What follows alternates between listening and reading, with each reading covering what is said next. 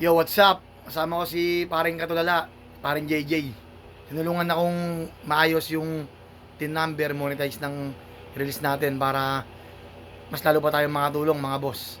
Ito si paring JJ Alalot, official.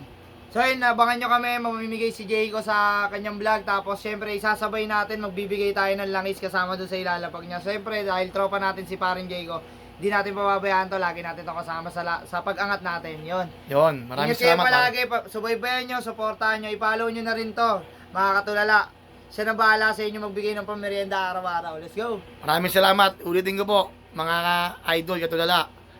Si paring JJ, kasama ko sa collab namin, habang ako nag-iwan ng pamerienda, si paring JJ ng langis, pang change oil ng motor nyo.